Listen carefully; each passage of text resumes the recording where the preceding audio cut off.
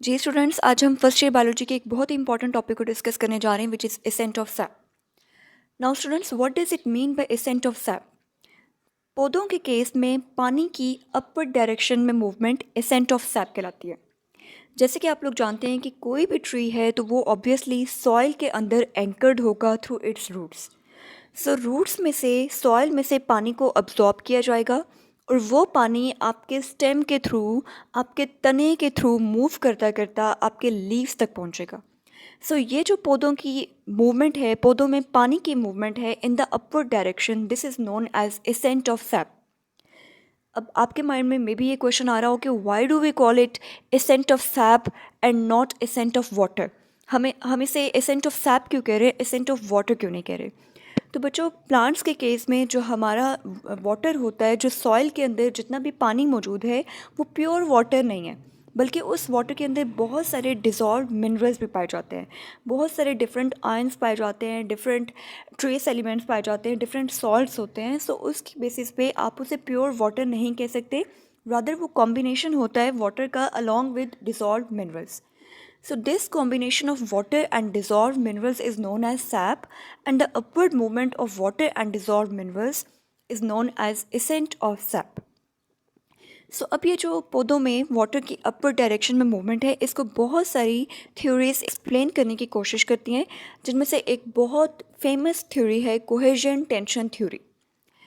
अब students, cohesion tension theory discuss करने से पहले एक चीज़ मैं यहाँ पर डिस्कस करना चाहूँगी कि आप लोग जानते हैं कि हमारी ग्रेविटी की डायरेक्शन है डाउनवर्ड, और पौधों में जो पानी मूव कर रहा है वो अपवर्ड डायरेक्शन में मूव कर रहा है, यानी कि against the direction of gravity move कर रहा है। किसी भी चीज़ को against the direction of gravity move करने के लिए कुछ फोर्स प्रोवाइड करनी पड़ती है, और यहाँ पे पौधों के केस में वो फोर्स प्रोवाइड करती है द प्रोसेस ऑफ ट्रांसपायरेशन।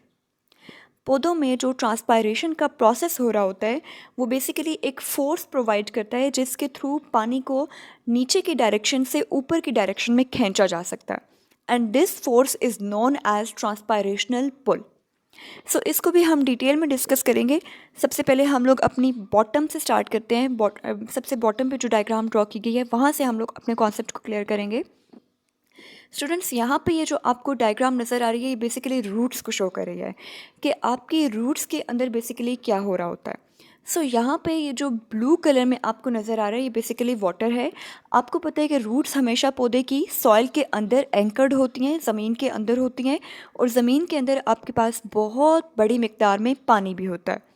यहाँ पे ये जो ब्लू में आपको नज़र आ रहा है, ये बेसिकली वाटर है, जिसके अंदर आपको कुछ ब्राउनिश में सॉइल पार्टिकल्स भी नज़र आ रहे हैं। इसी तरह से यहाँ पे जो आपको येलो कलर के कुछ लॉन्ग लॉन्ग सी प्रोजेक्शंस नज़र आ रही हैं, ये बेसिकली रूट हेयर्स हैं। जो आपकी रूट्स होती हैं, जो जड़ें होती हैं, उन पर बहुत सारे छोटे छोटे बाल नुमा स्ट्रक्चर्स पाए जाते हैं, जिन्हें रूट हेयर्स का नाम दिया जाता है, और वो बेसिकली रूट के एपिडर्मल सेल्स की एक्सटेंशंस होती हैं।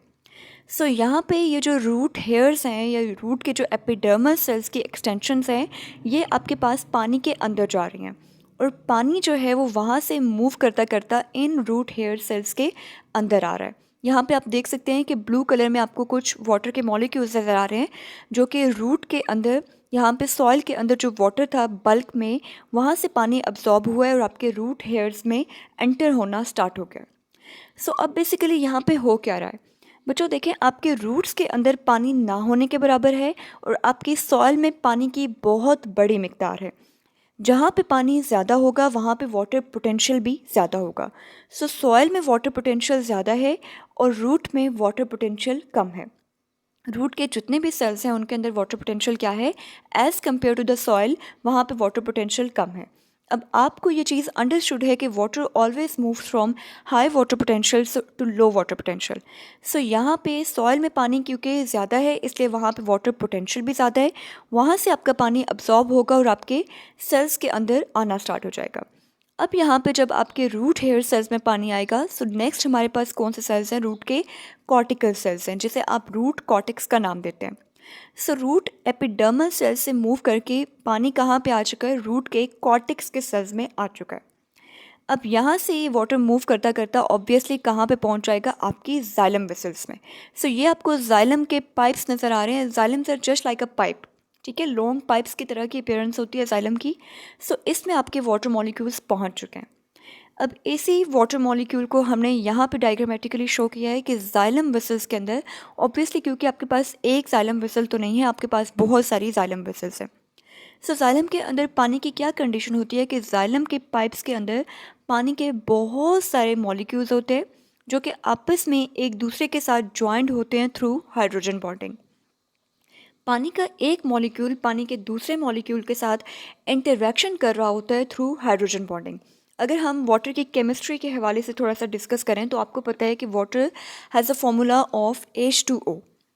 पानी का फॉर्मूला क्या है? H2O, यानी कि 2 हाइड्रोजन्स और 1 ऑक्सीजन एटम मिलकर वाटर का एक मॉलिक्यूल बनाते हैं। सो अब ऑक्सीजन पे डेल्टा नेगेटिव चार्ज है एंड हाइड्रोजन पे डेल्टा पॉजिटिव चार्ज है।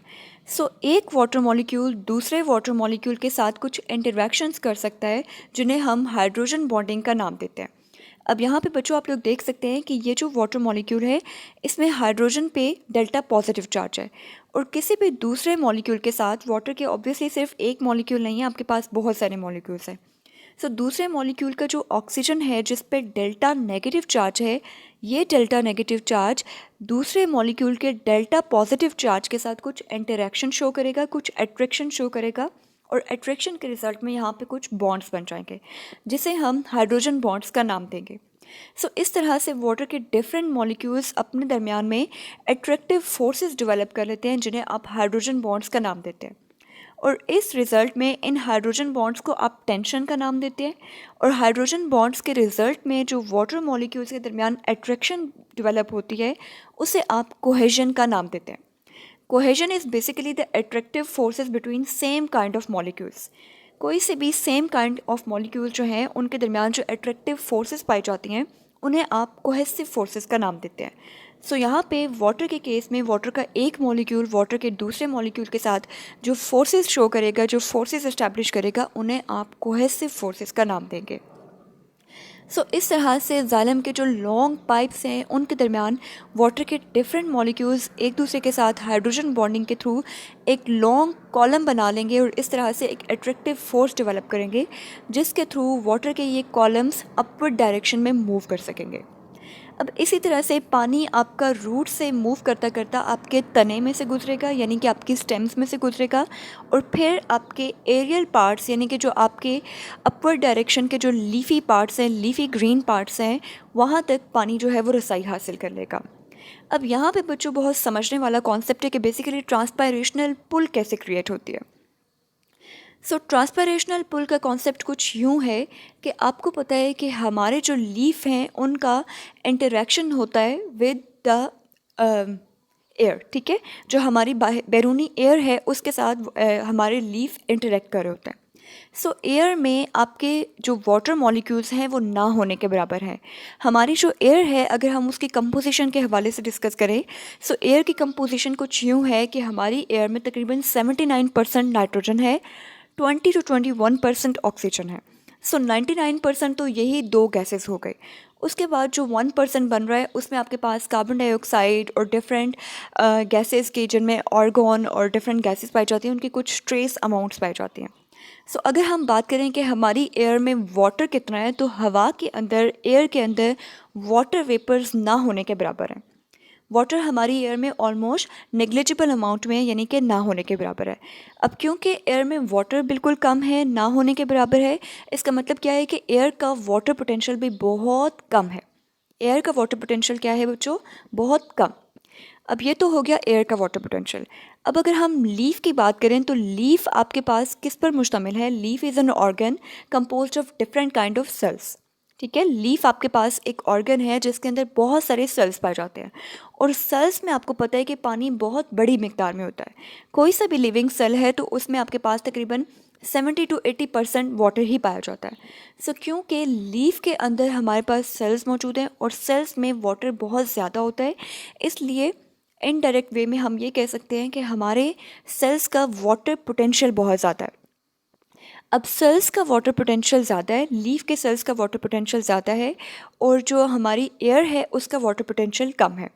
सो इसलिए पानी हमेशा हाई वाटर पोटेंशियल से लो वाटर पोटेंशियल की तरफ मूव करता है और इसीलिए हमारे पास ट्रांसपायरेशन होगी और पानी आपके लीफ में से निकल के आपकी एयर में चला जाएगा, जिसे हम ट्रांसपायरेशन का नाम देंगे। What is transpiration? Transpiration is the loss of water vapours from leaf cells. जो लीफ के सेल्स हैं उनमें से वाटर का ट्रांसपायर करके वाटर का वेपर्स के फॉर्म में, गैशियस फॉर्म में रिमूव हो जाना ट्रांसपायरेशन कहलाता है। सो अब यहाँ से जो आपके लीफ के सेल्स थे वहाँ से लीफ के जो मेसोफिल सेल्स थे वहाँ से आपका वाटर ट्रांसपायर करके एयर में चला गया है due to high water potential in case of mesophyll cell. So इसकी वजह से यहाँ पे एक गैप क्रिएट हो गया है। और आपको पता है यहाँ पे जो जाइलम है, सो जाइलम आपके पास कहाँ से आ रहे हैं? जाइलम नीचे से बहुत बड़ी मिकदार में पानी लेकर आ रहा है सॉइल से अपवर्ड डायरेक्शन में। सो इसलिए जाइलम का जो वाटर पोटेंशियल है as compare to the mesophyll cells वो ज़्यादा है। जाइलम का water potential as compare to the mesophyll cell ज़्यादा है क्योंकि जाइलम के अंदर बहुत बड़ी मिकदार में वाटर मॉलिक्यूल्स मौजूद हैं। सो अब यहाँ पे क्या होगा? जाइलम का वाटर पोटेंशियल ज़्यादा है और मेसोफिल सेल्स का वाटर पोटेंशियल कम है। सो जाइलम से आउटवर्ड डायरेक्शन में वाटर मॉलिक्यूल्स मूव करना स्टार्ट कर देंगे। सो इस तरह से एक टेंशन क्रिएट होगी, एक पुल क्रिएट होगी, जिसकी वजह से ज़्यादा वाटर आपका अपवर्ड डायरेक्शन में मूव करेगा ताकि आपके जाइलम से वो वाटर मॉलिक्यूल्स मूव करके आपके मेसोफिल सेल्स को प्रोवाइड किया जा सकें। सो इस तरह से ट्रांसपायरेशन के प्रोसेस के थ्रू एक पुल क्रिएट हो रही है, एक खिंचाव क्रिएट हो रहा है, जिसकी वजह से आपके जाइलम में से वाटर मॉलिक्यूल्स मूव करके अपवर्ड डायरेक्शन में जा रहे हैं। So this upward movement of water और the upward pull created due to transpiration is known as transpirational pull। और यही बेसिकली वो फोर्स है जो कि पानी को ऊपर की डायरेक्शन में खींच रही है और आपका पानी ऊपर की डायरेक्शन में खिंचता चला जा रहा है ट्रांसपायरेशन की वजह से। और आपके एरियल पार्ट्स जो हैं, जो भी लीफी पार्ट्स हैं, उनको वाटर प्रोवाइड किया जा रहा है। So this is the whole concept of cohesion tension theory, which explains the upward movement of water and dissolved minerals, that is sap, in case of plants. So that's all about cohesion tension theory. Thank you so much. Allah Hafiz.